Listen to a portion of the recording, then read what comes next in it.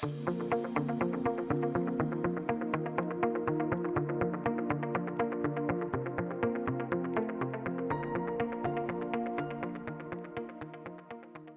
afternoon, GRAR. This is Scott West, and I am here with Kris Keegstra. We are two directors at GRAR, and we are here for our very first director update of 2025. We are going to do a new communication plan at GRAR here. We're actually setting it up with a whole bunch of various ideas and ways we're going to communicate with you guys as members. And one of the new ways that we're going to do it is an every month director update. I'm going to bring on a different director to sit with me. We're going to talk about the meeting that we just had. Our meeting happened to be yesterday. We're going to talk about that meeting, some of the kind of overviews of what we were going over at the meeting, some of the decisions that were made, how we got to those decisions. And I'm also hoping that these videos can serve as a little bit of insight as to how we make decisions, how things work behind the scenes, so that you know what we're doing on your behalf. I'm going to introduce to you your newest Realtor of the Year. Oh, yeah. Kris was just selected in December at our awards banquet as our Realtor of the Year. We call that GRAR's highest honor, and I was really, really excited to see Kris get that. I don't think I've met anyone in my time in real estate that works harder for GRAR than Kris Keegstra right here. So thank you. It is accurate. It was well deserved. So Kris, tell us a little bit about yourself, how long you've been a director, some of the other things that you're involved in. Well, I get, like you say, I get a little too involved sometimes, but I have a wife and 4 kids at home. So we live in Allendale, Michigan. My office is RE/MAX Premier in Hudsonville. And I've been in the real estate business since June of 2000 even. So that's about 25 years this coming June, 24 years right now. So I've been doing this a long time, and some of the people watching this video, yeah, but I've been doing it a lot longer. And so I appreciate all those people out there who are just have been in this business a long time, have volunteered for the association, and I just love to volunteer. I'm on a variety of different committees, and if someone asks me to do something, I love to do it. I'm also the chair of our local private school board at the moment, and that keeps me learning about education, which is a whole new thing for me. So I'm involved in a lot of different things, and I just love learning from other people. So that's my biggest thing I love about volunteering. Well, thank you for your service. I touched on the communication plan at the beginning of this. You've probably noticed that after each meeting, we are doing a Facebook Live video just to really quickly recap one, 2, 3 of the directors' first thoughts after we walked out of that meeting. We're going to do that every single month. It'll be different directors, sometimes 1, sometimes 2, sometimes 3. This month we had on our 3 newest directors, and they gave us their kind of first hot take of sitting through a meeting where they actually got to vote on, make decisions. At the end of the year, we did one saying goodbye to the directors that served last year, and they spent 3 or 4 years with us kind of going through these processes, so we got a chance to say a nice goodbye. Our meeting was yesterday. A typical meeting for us, I would say 3 to 4 hours is pretty normal. We get a gigantic packet before every single meeting, usually a week in advance. We spend a ton of time kind of reading through this packet. I read through it almost every night leading up to it. Just want to get a little bit of spare time. Has all the minutes. From all the committees you guys are on, we read all those minutes from those meetings. Every minute, every proposal, every request, all the way down from pro standards and grievance issues, things happening even outside of GRAR, things that happening at Flex with Central Lock, all sorts of issues that are popping up. We read all that stuff in advance so that when we sit down at our meeting, even though it is still 3 to 4 hours, that we're prepared, we're ready to go. We had our meeting yesterday. We're going to go over a couple of the big ticket items, but the reason I chose Kris to be here for this particular meeting is because the end of the year and the beginning of the year is when budget comes into play, and Kris happens to be our treasurer. He is the person that really is driving the board of directors to keep an eye on that budget. And between Kris and Julie, I will say we have 2 of the safest hands you could be in with watching that budget and making sure that we stay on track with things.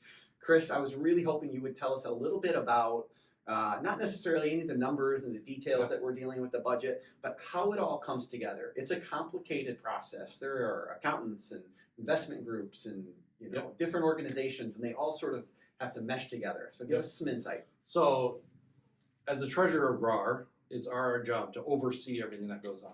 We have an awesome staff at GRAR that takes care of putting the numbers together, analyzing all those things, and we just have to, as we have a finance committee, which I think there's like 6 members on the finance committee, something like that.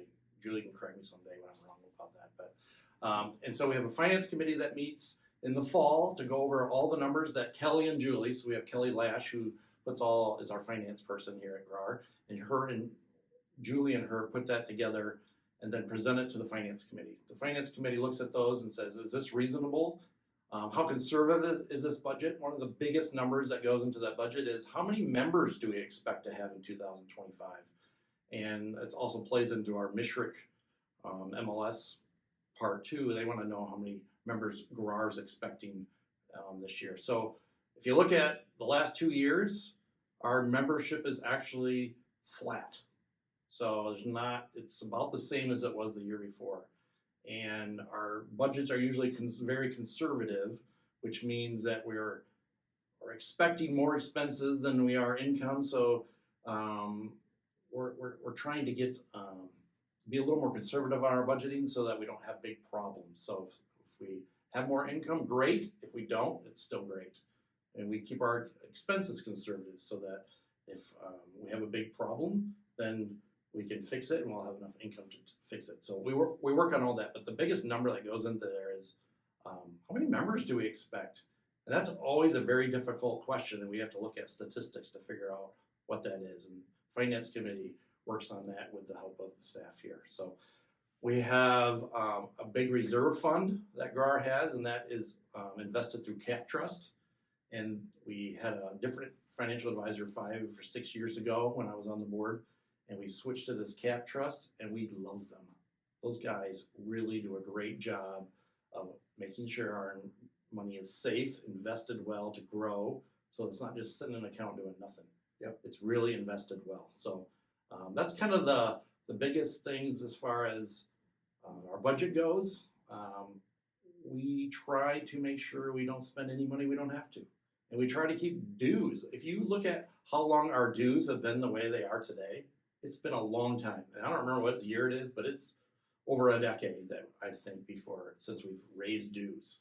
And if you think of how much inflation we've had over the last few years, that's amazing. So our staff does a wonderful job of making sure we don't spend money where we don't have to. And we spent a lot of time at the board meeting this yesterday talking about some of those things. Are there things that we need to be careful of that we're spending too much money on? Yep. So we had some discussions about some of those yesterday at our meeting, and there'll probably be some changes there that will be coming out too. So yeah, we're planning for, the way the industry's been, the economy's been, we're planning for a little less membership on the assumption. Who knows how that'll play out, but we're expecting membership to decline a little bit in the next year or so. Yeah, we would have liked to tighten the budget just a tiny bit this year. We would have liked to have had a little more conservative budget, but we didn't want to raise dues this year. So exactly. In order to do that, we had to be a little less conservative on our budget. And so we'll see what this year brings, but we're going to be cutting costs wherever we can to make sure we don't have to raise dues unless we have to. Exactly. So we want to make sure we can still provide the services we need to provide. So thank you for the insight on how the finances work. It's amazing to me when I started serving and volunteering with GRAR how complicated it is, how many people are involved to make sure the dues that we pay are well spent, well taken care of. It really made me feel great to sit down and finally sort of unravel that. We wanted you guys to get a little bit of a taste of that. As Kris mentioned, he's involved in, I don't know, I can't even list all the things. He can't even probably remember all the things that he's involved in. I have a list in my office on my wall that I refer to once in a while, but Kris is heavily involved in MISHRIC and our MLS and Flex and how all of that operates. He's heavily involved always in the forms committees. And the weird thing about GRAR is all those things sort of blend together and interact in ways. And the board of directors oftentimes will get recommendations from maybe the MLS committee, but it could even be another committee. Mm-hmm. It could be the education committee, it could be the safety committee, it could be the finance committee to add certain forms in. Maybe they're getting added in a dot loop or zip forms. Maybe they're getting some changes about how Flex works. Mm-hmm. We don't ultimately just decide, hey, the board hey, Flex is changing tomorrow. That's not how that works. No. There's a whole process that goes into it. So if a committee is interested in that, then the board sort of evaluates it at first, and if we approve it or make some adjustments to it, then we send it on to other groups. And Kris, give us a little insight about how that works, because we just had several of them presented to us at this last meeting. Yeah, so let's just get into forms and MSHRC first. The forms committee is made up of 7 different associations, and we get 2 votes on the forms committee. So even members can bring us stuff, and they always just send them to Pam, and if they have ideas of changes to forms, we look at them at the forms committee. But it's 7 associations from Michigan, all meet together once a month, and we look at little things we can do to change forms. We always think, why do we got to keep changing forms? Well, it's because we find little things that we can do better. So that happens to that. MSHRC is also made up of 11 associations, so we get 2 votes on that. And that's what our data sharing group is. That's where Flex MLS is.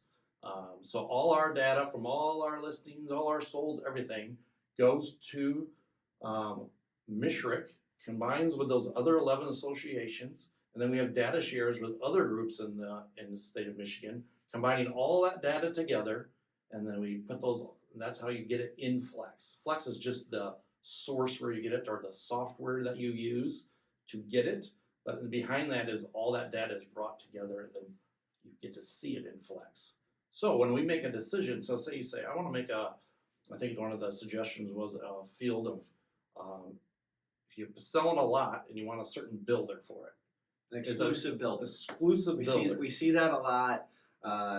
This particular lot for sale, you have to use, XYZ builder, and that they're the only builder that can build on that. It would be, in our opinion, it would have been nice to know I can't bring my own builder to that lot. And so we've suggested as a board, so we would like to see that. So a group, the MLS committee, which we have, well, we're in total control of the MLS committee. Yep. That's our GRAR's committee.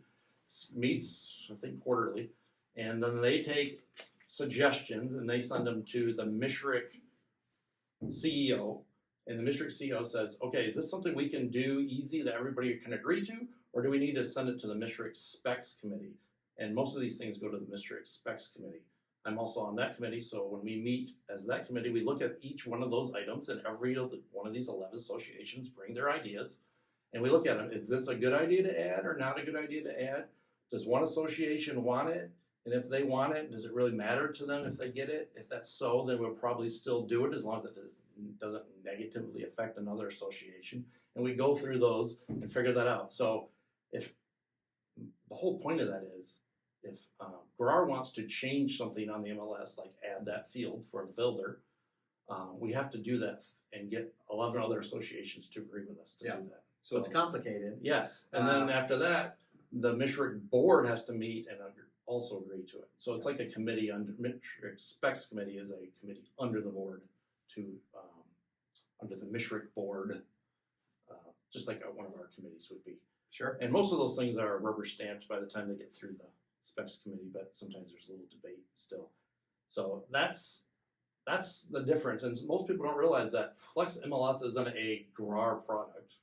It's a MSHRC product. It's 11 associations coming together to work together, and that's their product. Happened to be this year, as of January 1, I'm the president of MSHRC, and that's a new position I just took on because the former president just decided she couldn't do it anymore.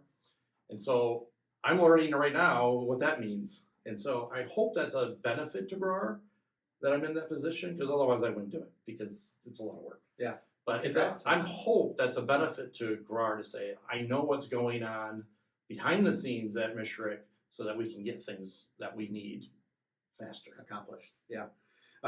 They threw a few new ideas that we are sending to the MSHRC Spec Committee. Mm-hmm. And then at our last meeting, we just added the safety task force recommended that we add, because we've got this vacant land scam that's going around West Michigan. And It's been brutal. And we talk about it a lot at GRAR. You've seen it in the newsletter.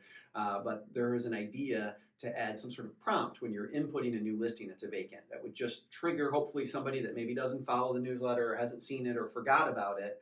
Hey, have you checked these X, Y, and Z things? So we're going to also send that to the MSHRC Specs Committee and see if they want to add that into Flex. It's just one more thing to kind of protect people from possibly getting burned on this vacant land scam. Another thing that we did at the meeting yesterday morning is we approved our strategic plan for the year. Every year, GRAR, towards the end of the year, GRAR's directors and staff get together for a strategic planning retreat. Basically lock ourselves in the room for 2 days. It's really, really, I'm going to say this, it's really intense. It's intense. It's like going back to college and cramming for exams. By the time you get done at the end of the day, your brain is completely fried. You are just overloaded with information. But we go through that for 2 days and really think about the direction that GRAR is going to be going for the next 3, 5, even 10 years. And sometimes that means we're taking some major changes to certain directions. Sometimes it's just little tweaks. GRAR is run really, really well, so we're very fortunate that it's not overhauled every year. But yeah, this year we spent a lot of time at that retreat talking about a couple new ideas, a couple things that we wanted to change, including a communication plan, doing some more of these videos. And we just adopted the strategic plan at our last meeting. So excited about that. It's kind of set in stone and moving forward. Yes, last year that was on a napkin, and this year it's a little more formal. We had a napkin that was brought to every meeting when Paul was doing it. And what amazed me about that was it really brought it to the forefront at every meeting. And now what we did is took that napkin and now approved this year's plan that was done under your leadership. And we're looking forward to bringing, you're already on it. So you're already got stuff ready to go for, like, this communication thing is one of our biggest things. People always say, did you read the newsletter? And they're always like, well, yeah, I sometimes do, or I didn't get it, or something like that. It only comes to you by email. And so we're looking at, okay, is there other ways of technology? And this is just one of them that we're looking at as far as bringing to you, how are you going to get this information that we really want you to know as far as it's going to help your business? Yep. And one of the things that we're planning on setting up early in the year is a communication subcommittee. So it's going to be a group of directors, kind of a little subcommittee within them, and they're going to sit down with staff and they're going to evaluate all the things that we're currently doing. Hey, we're doing things like email and newsletter, but what are some new ways that we can do that we haven't thought of or we haven't explored that we can get you the information that you need so you always know what's going on with your business. We've got a couple really cool ideas. I don't want to tip anyone off and then disappoint you that they don't come to fruition, but we are working on that. That's something we're really excited about. So you can, in addition to some of these videos that we're going to be doing, hopefully it turns out to be something really new, cool way of feeding you the information that you need. Something else that came out of our meeting that not everybody realizes is we have chapters at GRAR. A number of years ago, I remember this change happened. GRAR for a long, long time was called the Grand Rapids Association of Realtors. We changed the name to the Greater Regional Alliance of Realtors. And we did that because we were sort of expanding the territory of where we covered. We had done a merger with, a place like Ionia County years ago, Berry County, and so we start bringing in different associations into the mix. We didn't want it to sound like it was just Grand Rapids. We wanted it to be a bigger group so that other people felt welcome to come in. Most recently, we've had Montcalm join our association. At the end of last year, we approved a merger. We have about 65, 70 new agents that have come over, agents and brokers from Montcalm. They're getting their chapter set up as we speak. They're working on creating a plan, what kind of meetings they're going to have, all of that stuff, who's going to be members of that chapter, the leadership of it. But we have 2 existing chapters that have been working for quite a while. So we have GRAR West, which Kris is actually a member. He lives out in Allendale, Hudsonville area, works in Hudsonville. And so we have a group out there, and to kind of give them a sense of, I'm going to call it culture, their own culture, they meet and will have con eds and education events and fellowship and any kind of just gathering that they want to do.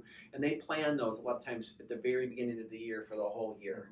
That way we're on top of the budget and know what we have to spend, get the speakers, get whoever we need out there. So we just were presented with both BICE, which is our Berry, Ionia, Calhoun, and Eaton. Thank you. That group, which is really the east side of our area, and then we've got the west side, and then Montcalm will be kind of that kind of greater Greenville area heading up. So those 2 groups that have been established for a while are going to have a big con ed session where they're going to be able to get all 6 credits and they're going to pick a place local to them out there in the west or the east, and everybody will go and get all 6 credits that they need for the year. Speaking of credits, we've got something really confusing in our industry coming down the pipeline, and we spent a lot of time at our meeting talking about how to best prepare everybody for that. Some of I think the preparation that we're going to need to do for this is just communication. So we'll keep talking about it and bringing it up and putting it in newsletters and emailing you.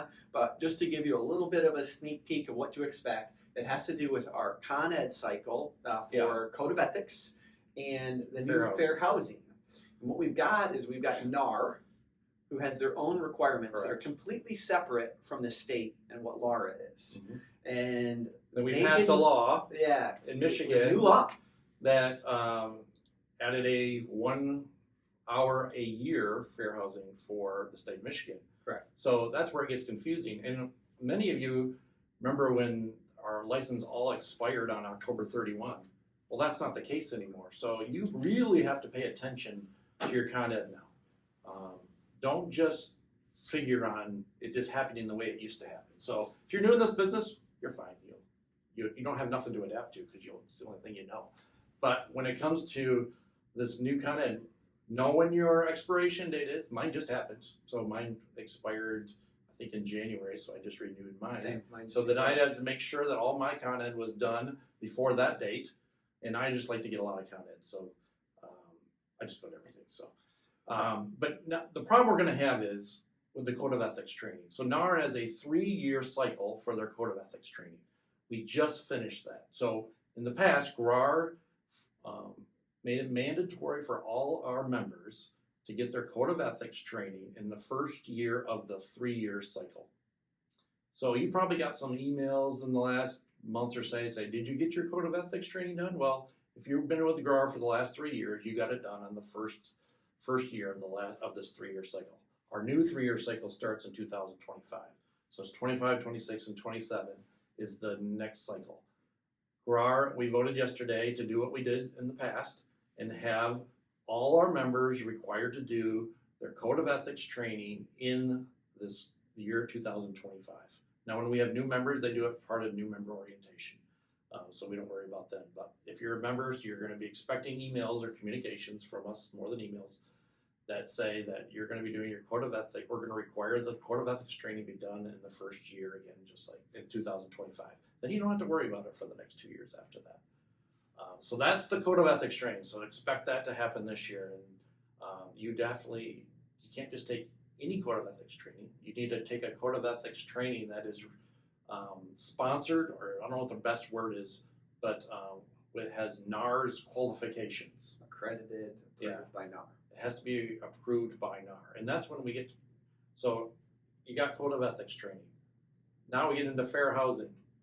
A new wrinkle into what we've already been dealing with for years and years and years. And the whole it makes it a little more complicated. Accreditation part is which confuses it. Because if NAR requires to have, I think is it 2 hours of Code of Ethics or fair housing training in the next 3 years. I believe that's what it is. Therefore, it has to be a fair housing class accredited with NAR. You have to have those 2 hours. Now, if you can find, the other requirement is from the state of Michigan that you have 1 hour each year for the next 3 years. Now, if it's accredited by the state of Michigan and accredited by NAR, you can use the same class for both of those. Yeah. But you got to be paying attention if that is accredited by both of those or not.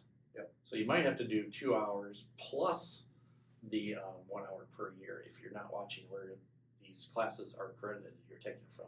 So title companies put them on, all different mortgage companies put them on, GRAR puts them on, all these different places put them on, but you got to make sure where they're accredited with. Did they get a NAR's accreditation to do it? Or did they get the state of Michigan, or did they get both? And so that's where you got to really pay attention over the next couple of years. And that's where it gets confusing. One of the things we're going to be doing is trying to find and get certain ones that are accredited so GRAR can advertise and say, hey, these are going to cover you for both. So we're working on that frantically. We want to make sure as early in the year we can start offering those so people have a lot of kind of a wide berth to get that in before the end of the year because they're going to need it. That's kind of sums up our meeting that we had, the 3 hours in just, 20, 30 minutes here. I really want to thank Kris for being our first guest, first victim coming on here. I appreciate it. You're going to see a different director every single month sitting down with me. That is going to largely be driven by what our agendas were at our meeting. If a certain director is involved on a certain committee, they're more likely to sit here if something big is happening. We also might have a couple special guests throughout the year. We've got these committees that are doing all of this work. If there's something really big that they want to promote, maybe the young professionals are going to be doing a merge, or maybe the rebar committee or task force is getting together and they want to promote rebar. You might see a couple special guests pop in here as well. Just a chance to let you guys know in different formats some of the ways and some of the things that we've got on offer. So we're excited about that. I also think this might be really interesting for me to look back and see how old and fat I got throughout the year. Everything's going to be documented. Gray hair. Presidents get gray hair, I'm already, I already have a little bit coming in here on my beard. We'll see what my hair looks like at the end of the year. But thank you again, Kris, for coming. Thank you, GRAR, for tuning in. Have a great day.